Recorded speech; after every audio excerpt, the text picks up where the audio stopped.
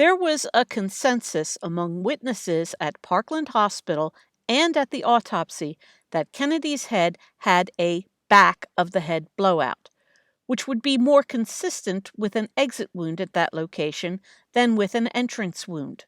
The autopsy x-rays and photographs show just the opposite, a front of the head blowout.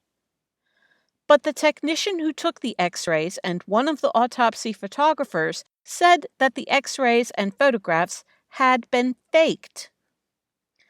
Fakery is corroborated by Dr. David Mantick's analysis of the x-rays showing a white patch in the right lateral x-ray, which is far too white to be authentic bone, and evidence that the 6.5 millimeter object in the AP x-ray is not authentic.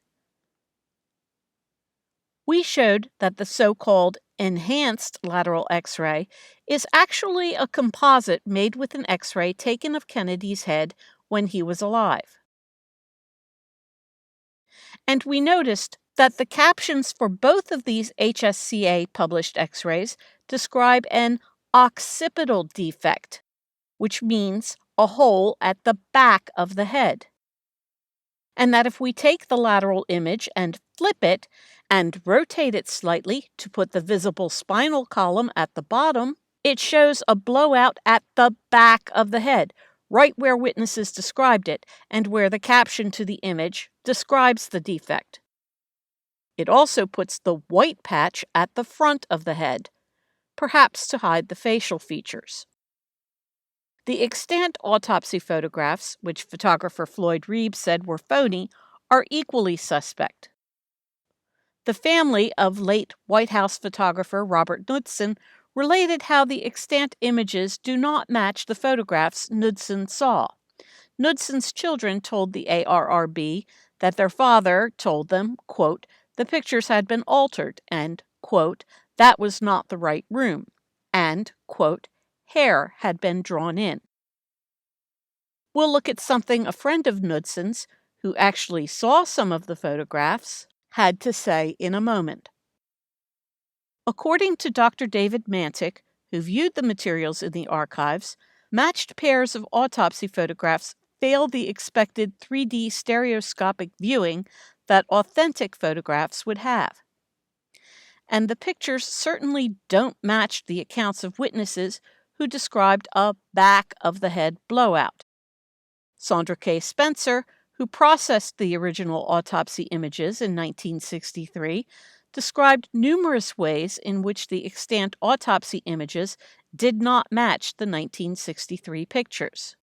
And the images of the brain that supposedly came from Kennedy's skull don't match witness accounts that there was little, if any, brain left, especially on the right side of the head. So there is reason not to trust any of the autopsy images, just as there is reason not to trust the Zapruder film or indeed any of the assassination films or photographs. Based on the strength of these combined accounts, we conclude that the autopsy x-rays and photographs were altered to hide the back of the head blowout and replace it with a front of the head blowout. Why? The answer seems to be because a back of the head blowout implies a shot from the front, and a front of the head blowout implies a shot from the rear. The AR-15 shot, of course, would have to have been from the rear. And we've already discussed the 6mm EOP entrance at the back of the head, which appears to coincide with the metallic smear on the outside of the Harper fragment, which was photographed and x-rayed before it was turned over to the government. The AR-15 shot by itself wouldn't really explain the blowout at the back of the head. However, there was apparently one small wound that would explain the back of the head blowout. Parkland Hospital physician Dr. Charles Crenshaw took a good long look at the president because he wanted to remember the wounds. He told the 2020 News people this. Remember, the Warren Commission investigation concluded the shots came only from behind. Dr. Crenshaw says they're wrong. The bullet struck about where and passed about where? from here Right. through. And taking out The back or the occipital part, the back of your head. This was gone, in our view, and that's the reason we could see the cerebellum. And yes, we did notice which finger Crenshaw used to indicate the wounds, either because it happened to be the easiest finger for him to point with, or because he wanted to give a big F.U. to those responsible for the cover-up. But that forehead wound, Crenshaw's entry, was Crenshaw the only one to see a small forehead wound? Actually, no. Dennis David saw the same wounds in William Fitzer's film of the autopsy. Of course, that film has disappeared, and Fitzer's later death, which was ruled a suicide, certainly had some suspicious aspects to it. There was a man named William Fitzer, who was a lieutenant medical service corps, who kindly sent it to be one of my mentors to help me out. So I had gone over on Monday after the autopsy to talk to Bill about the test coming up in January, and seeking his advice. And when I walked in the door, he said, "Denny, you come here, you gotta see this." On his desk, he had a film editor. And on the editor was a 16mm film, and he had been looking at it. He also had black and white color photos on his desk. All of them were of the autopsy. None of you have ever seen those pictures to this date, or even about the film, because the government said they don't exist. The hell they don't. I saw the damn things.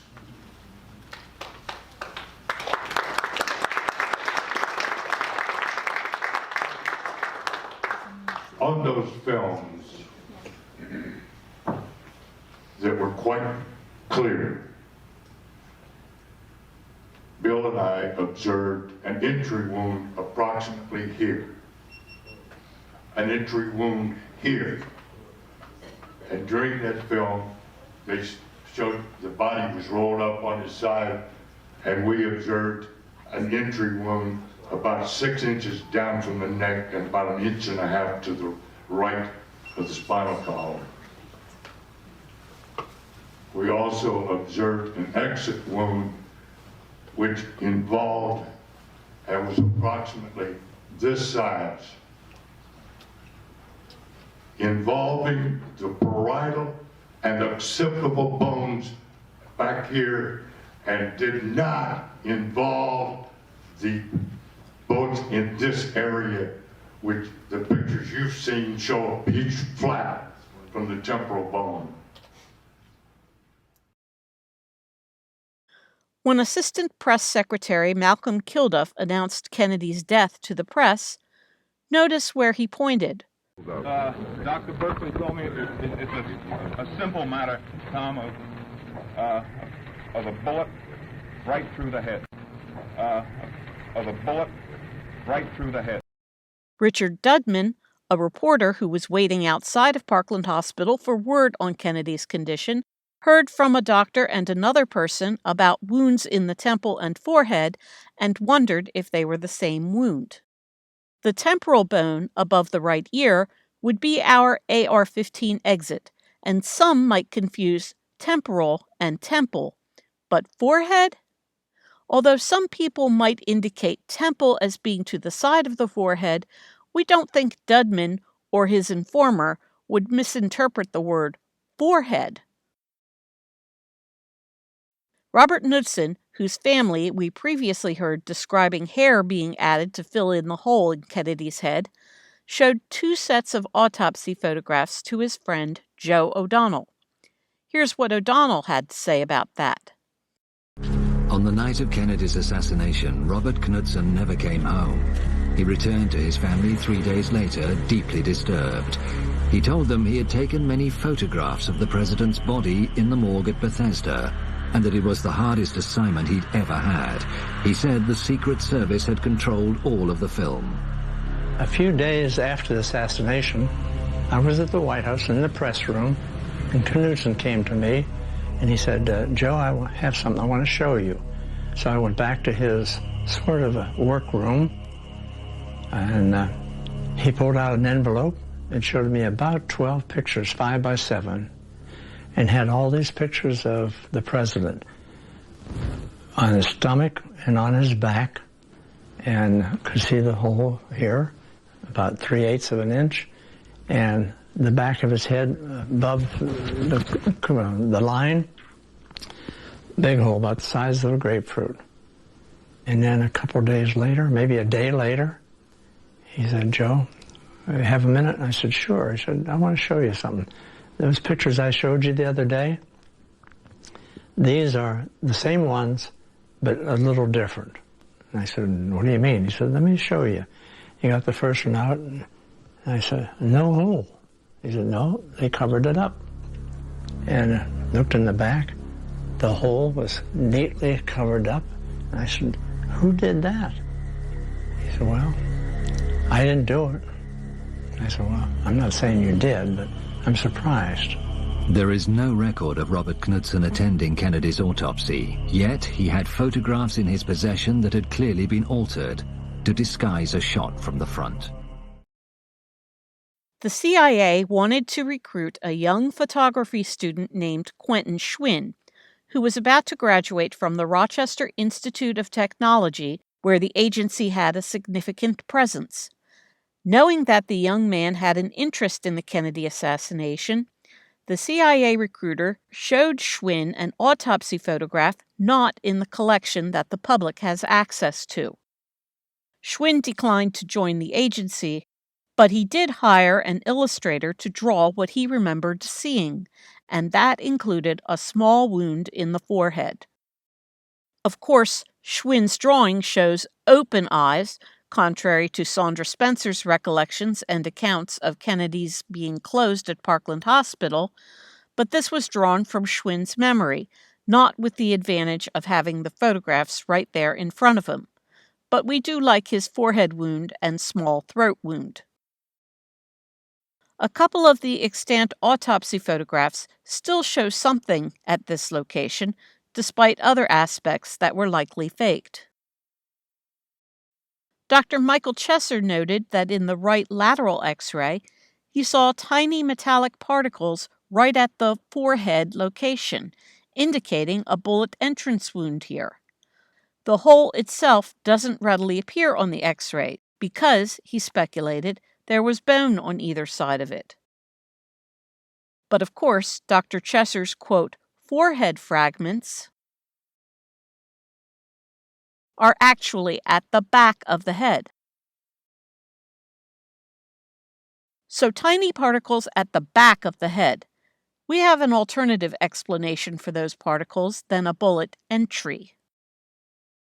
Dr. Chesser assumed that the facial features were blacked out, but we believe they were actually whited out by Dr. Mantik's white patch. Depending on the angle of the X-ray, and if certain parts of the X-ray are cropped off and other parts are composited, it would be impossible to orient front and back. Dr. Chesser may have been influenced in his identification of the forehead as being on the right by the so-called enhanced composite X-ray. Note that the caption does not also specify whether this is the right or left lateral, and we only rotated it to align with the public perception that front is to the right. In fact, without the facial features, the only thing we have to orient the X-ray is the apparent spinal column and mastoid process, which are cropped out of other versions. And because we do believe the original HSCA image to have been flipped and composited into the so-called enhanced X-ray, we wonder if, when Dr. Humes apparently pointed to the cowlick entry in his September 9, 1977 HSCA testimony, he was actually pointing to the forehead location. Then there's this apparent trail of bullet particles in the composited X-ray, which mostly disappears in the HSCA published X-ray. Of course, when we flip the image to put the blowout in the back and rotate it to put the neck at the bottom, we get some bright particles here, something here, some vague spots in here that aren't as bright, Dr. Chesser's tiny particles, and of course, our barely visible authentic particle at the front of the head, roughly somewhere around the forehead, which gives us a rather different fragment trail than most researchers believe. When you can't trust the images, you go to the witnesses. And we do like our witness collection describing the forehead wound, even if some of them were describing early films or photographs that do not seem to be in existence today. So there is evidence of a forehead shot and a belief that this forehead shot created the back of the head blowout. Could there have been 2 headshots? The AR-15 shot from the rear with its EOP entry, plus this frontal forehead shot above the right eye, just at the hairline? 2 headshots? Some of the medical experts agree. The president was shot once or twice through the head by a sniper firing from a 5th or 6th story window overlooking the motorcade route. Well, one of them didn't come from the 6th floor window. So why didn't more people see the forehead wound?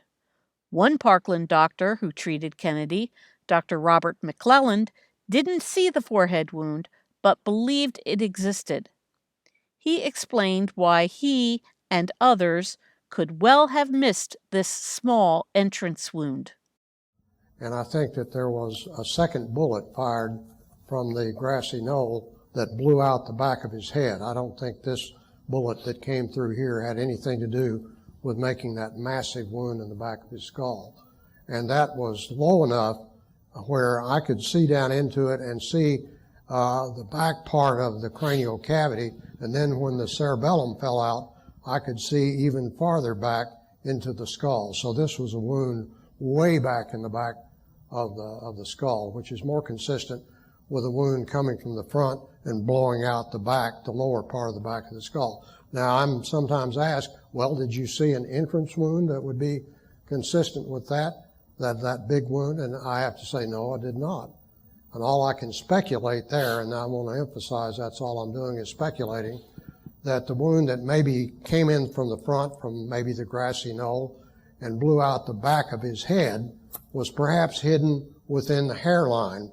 And we didn't spend any time after he was pronounced dead looking at his head. His head was covered with blood, and the thick hair on his head very readily could have covered up a wound that entered about here and blew out the back of his head. That's my speculation. I emphasize that that's speculation. We like the forehead entry. The problem then becomes placing this forehead shot in the assassination sequence because the back and to the left head snap was a product of film alteration. If this forehead shot happened first, before the AR-15 headshot, it would explain why there was a back of the head blowout and why the exit for the AR-15 bullet was so small. And as it turns out, we do have a witness to help us with that placement, a contemporaneous witness whose testimony was never taken, but whose account appeared in a number of newspapers. A witness whose account was largely ignored, probably due to his age, but who helps us to understand what really happened. This article was likely written by Chicago Tribune reporter Robert Young, who was with the motorcade and stayed behind in Dealey Plaza and interviewed our witness, young Alan Smith. Alan Smith's story was distributed to a number of other papers over a wire-sharing service. And it places the forehead shot early in the assassination sequence, well before the AR-15 shot, when the limousine was pretty much right underneath the assassin's window. We looked for anyone who might be Alan Smith in Dealey Plaza images, And we did see two boys in the Altgen 6 photograph, and one of them is probably our Alan Smith. These boys appear to be on the far side of Houston Street. However, that is an illusion due to the curvature of the street and the access road in front of the depository. Here's the shorter boy in the dark shirt again in the couch film. His shirt is seen just at the far right edge at the beginning of the film, momentarily still, then he starts running along with the motorcade.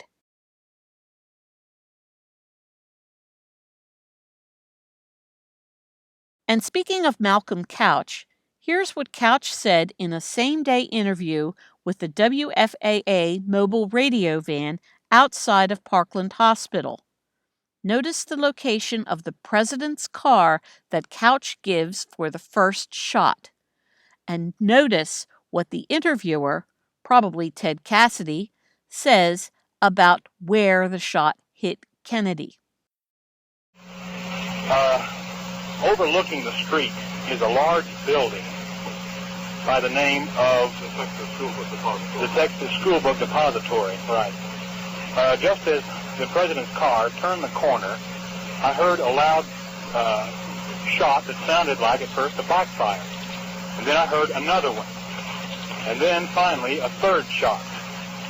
We naturally took this third shot as a rifle shot because we figured by the third shot that this was not a backfire. It was not a motorcycle backfiring, but it was actually someone taking a crack at the president. Mrs. Connolly commented to President Kennedy, you certainly can't say that Dallas is an unfriendly city, because they were beaming over the outstanding reception they had received, not only in downtown Dallas, but all along the way. Just a matter of seconds after that, the first shot was fired, which struck President Kennedy in the head, and the shot which eventually resulted in his death here at Parkland Hospital. There were a number of other witnesses who saw something happen with this shot, even if they didn't quite understand what was going on at the time. Ruby Henderson, who was at the northeast corner of Houston and Elm, in front of the Daltex building, didn't see the shot hit Kennedy's forehead, but saw the effects of the shot from the rear. This is what her FBI report says. Quote, "At the time the motorcade passed where she was standing, she heard what she initially thought was a firecracker and saw what she thought was paper fly out of the president's car. She now realizes it was a shot she heard, and what she thought was paper was probably flesh." Secret Service agent Warren Taylor, who was in Johnson's follow-up car, reported seeing a streamer flying close to the ground. He reported hearing the shot come from his right rear, and bizarrely also seeing the streamer to his right rear. The president's car, of course, was 3 cars ahead of his car. Now, we take anything the Secret Service agents said with a grain of salt, given dubiously authored memos and so on. We don't think the first school book depository shot came from the car's right rear, but rather from the building straight in front of Taylor's car. We think right rear may be a dissemblance, a reference relative to where the agent was looking rather than the car's right rear, to perpetuate the fiction that all of the shots came from the right rear. But that bit about the streamer, that is unique to Taylor's memo, and we think the streamer was the ejection of the skull fragment, the piece of paper that Ruby Henderson later realized was flesh. And the corner that Taylor's car had just rounded at the time of the first shot when he opened his door, it wasn't the corner from Houston onto Elm Street, but the corner from Main Street onto Houston Street. Because here's what we see in the Marie Muchmore film.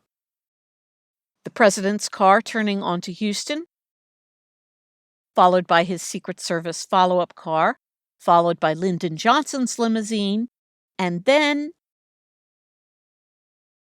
Warren Taylor opened his door in Johnson's follow-up car after his car made the turn onto Houston, not onto Elm. Actually, we believe that Taylor opened the door just prior to the first depository shot as the rifle was being aimed, but we'll save the details on that for another time. Jack Franzen saw something too. He was standing with his family farther down Elm Street as one of the last bystanders before the triple underpass. He was too far away to see the small forehead wound, but he saw something else. Franzen saw fragments flying inside the car from the first shot. Similar to how Ruby Henderson first thought she was seeing paper, he first thought these fragments were from a firecracker. Karen Westbrook saw Kennedy's hair fly up with the first shot, though she later seemed to forget that observation. Ms. Westbrook is an example of why early and contemporaneous accounts are so important, as her later accounts have changed to be more in line with the Zapruder film. The misinformation effect strikes again. There's some dispute as to where Karen Westbrook and her friend Gloria Cavalry were standing during the assassination, but she identified herself as the woman in the blue scarf next to the sign in the Zapruder film in her decades later sixth floor museum interview.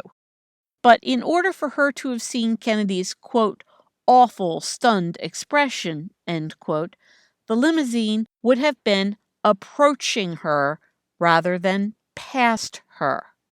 Karen Westbrook's friend, Gloria Cavalry, also apparently saw Kennedy's hair fly up, as reported in the Warren Commission testimony of Joe Molina. Pierce Allman varies somewhat in his location of the limousine at the time of the first shot. I think I took a couple of steps over and said something like, "Hey, welcome to Dallas, Mr. President," and they turned the corner and then boom, boom, just like, yeah. They were have it marked off with X's, right? Well, yeah, that's the second shot and the third shot. The first shot, they were right about, with the lamppost. But when he stands in his exact location where he can be seen in the extant Zapruder film, closer to the corner than in the other interview, notice where he places the limousine at the time of the first shot. The car there turned and right here and boom, that was the first shot. His boom occurs immediately after the limousine makes the turn onto Elm Street, and he indicates the limousine's position as almost immediately below the window. Malcolm Summers, the falling man in the Zapruder film, may not have seen the shot hit Kennedy, but he saw the reactions of the Secret Service men in the follow-up car. The first thing I heard was, I thought was a firecracker, the first shot. And I have a hard time about that yet today, because the FBI Secret Service people that was on the back of that car, they looked down at the ground. Now, I think this is a power suggestion or something, but they looked down at the ground. I think they thought it was a firecracker also, and I've always maintained this. And it did sound that. And then I thought in my mind, well, what a heck of a joke, to be playing like that. Well, then the car kept coming, and then the second shot rang out, and then the third was just about where I was at, rang out. We don't really think the agents were looking for a firecracker, but we think they were looking at something. Something that ejected from the back of Kennedy's head with the forehead shot. Hickey can be seen looking down and to his left almost as soon as the limousine appears in the extant Zapruder film. So we're concentrating on the first shot of the assassination sequence, not the AR-15 shot, which happened later. And Secret Service agents seem to single out the first shot as the most important. Here's what Secret Service agent Rad Jones, who was on the Kennedy detail but wasn't in Dallas that day, had to say. Now, you've been to the book depository building. You've seen the site from where Oswald took the shots. Do you think it was a very difficult shot to do? No, it wasn't. When the motorcade came down to make the left-hand turn to get on to head toward the expressway to go to their next stop, the limo had to make almost a left turn and a little bit more coming back the other direction, and so it was going very slow. And the car was traveling at about, what, 10 to 15 miles an hour? Less than that. Less than that even. Less than that. When it made the turn, it was probably traveling 4 or 5 miles an hour. If you're in Dallas, you need to go to the book depository, and you need to see where Oswald was at. You need to see how the shot was made out and how the second and third shot, where that occurred at. Of course, at the time of the assassination, with the agents not being on the back of the car, you had to react to that first shot. The first shot is free. The first shot is free seemed to be something of a catchphrase in the Secret Service. Here's an audio clip of Clint Hill from the television documentary The Kennedy Detail. One of the problems that we always faced was a sniper not seen because the first shot's free. You don't know he's there. If the first shot is accurate, that could be the fatal shot. At that point, then everybody reacts. But oftentimes, and in this case, it was too late. And he got 2 more shots on. Up to this point, the motorcade was just like any other motorcade. The only difference was the end result. Did you catch that? Many times, and in this case, did he just tell us something important about the first shot? We think the Texas School Book Depository shooter had a view something like this, with the limousine just at the end of the turn onto Elm Street. We also think Kennedy's head was turned more to the right, looking at bystanders, perhaps even up toward the people in the depository windows when he was struck. This image we believe to be a composite creation based on the original Zapruder film. It's supposedly attributed to a Walter Cisco, spelled with either an S or a C at the beginning, who supposedly worked at the Dallas Morning News, but he doesn't seem to exist outside of this one picture. There are various reasons why we think this is a composite image, which we'll go into another time. But we think the image was an intimidation tool meant to help keep certain witnesses in line, or perhaps it was an inside joke to those in the know. Because in this image, Secret Service agent Tim McIntyre is looking down at something. We believe he's looking at this red thing at the feet of the bystanders, and we believe the red thing is the skull fragment that ejected from the back of Kennedy's head with the first shot, the forehead shot. Motorcycle escort officer Bobby Hargis. Notice how he was specifically asked about the turn onto Elm Street in his Warren Commission interview, and how he says that's when he heard the first shot. Governor Connolly described the first shot from his hospital bed. And then we had just turned the corner. We heard a shot. Although that visual cut was interesting, it creates a pseudo-distance between turning the corner and hearing a shot.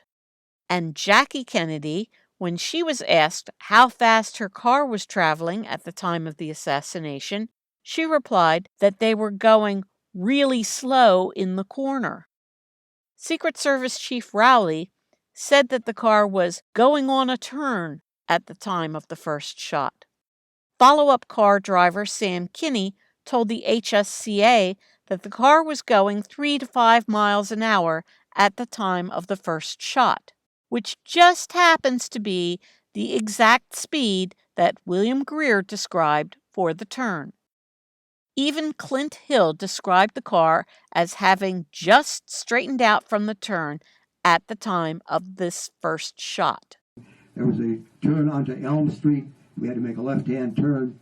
It was more than a 90-degree turn, which required the driver of the president's car to go very slow because it was a large car and it was a very difficult turn. He had just started to straighten out the vehicle as we started down Elm Street toward Stebbins Freeway. At that point, I was scanning to the left, which is a grassy area. I heard an explosive noise to the right rear of the motorcade, to my right rear. Let's just point out a possible bit of dissemblance here. If Clint Hill was looking at the bystanders to the left at the time of the shot, then his right rear wasn't the same as the right rear of the car he was in, but to the right side of the car.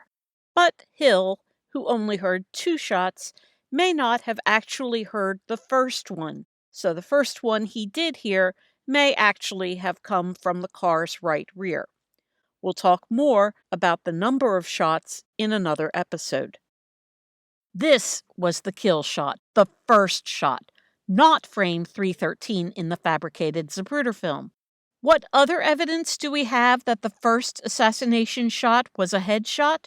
Well, there was Kennedy's reaction. He did something iconic to the assassination. I saw President Kennedy grab at his throat like this, and then he started to fall to his left. That movement, that chest grab, also described as a throat grab, was a neuromuscular reaction. We see this position in the altered 6 photograph, and even in the altered Zapruder film, though we don't think his elbows were that splayed in reality. This is a video of a young victim of a gunshot wound to the head who was essentially brain dead. The doctors triggered the same sort of reflex Kennedy displayed simply by moving the young victim's head. The boy's reflex is obviously not simultaneous with the shot that struck him. That's important to note because Kennedy's reaction to the shot was delayed. It wasn't instantaneous with the shot. It was a couple of seconds later, and that delayed reaction caused a lot of confusion as to when Kennedy was actually shot. In this video, the doctors manipulated the victim's head to cause the reaction. In the case of Kennedy, gravity caused his head to drop, slowly at first, then more rapidly, and it triggered the reaction a couple of seconds after the forehead shot was fired. His head dropped forward and he slumped, as witnesses described. Some combination of head drop and slumping and Jackie pushing him back upright triggered Kennedy's movement, which many witnesses misinterpreted as waving. The medical term for this type of reflex is decorticate posture. And there's one other aspect of this reflex besides the throat grab or chest grab that also confused witnesses as to when Kennedy was actually shot. In decorticate posture, the legs are extended and the knees are locked. Kennedy wasn't lying down when he was shot. He was seated within the confines of the limousine. A number of witnesses described Kennedy as rising up in the car after the first shot, or stiffening perceptively. But it was the leg extension and locked knees that caused him to rise. As his legs straightened in the confined space, it pushed him somewhat upright. Then gravity took over, and he fell towards Jackie. So when Kennedy went into the decorticate posture position, he wasn't clutching at his throat. He wasn't trying to cough up a bullet. He wasn't waving at anybody. He wasn't bending his head to talk with anyone in the limousine. He wasn't ducking his head as if going along with a joke. Those are all descriptions witnesses gave, their misinterpretations of what they thought was happening. In fact, Kennedy wasn't making any voluntary movement at all. His involuntary reflex was a Lazarus sign. He was already brain dead or near brain death. Which brings us back to Gail Newman, who thought Kennedy was reaching for his ear. Kennedy may have been bleeding from his ear, something head trauma often causes, and the decorticate posture arm movement may have brought his hand near his ear. It was a misunderstanding on her part that he was reaching for his ear. That first forehead shot knocked out a piece of Kennedy's skull from the back of his head. Researcher Robert Harris calls Kennedy's expression in the Jim Towner photograph a grimace after being hit by a ricochet. We don't think it's a grimace at all. We think it's an altered photograph showing Kennedy just a fraction of an instant after he was shot in the forehead. And despite the alteration, we also think we can see an artifact of the ejected skull fragment, right by Jackie's hat. Here. Where did it go from there? Charles Brem gives us a clue. Did you see any particles of the president's skull fly when the bullet struck him in the head? I saw a piece fly over, in the area of the curb where I was standing. And in which direction did that fly?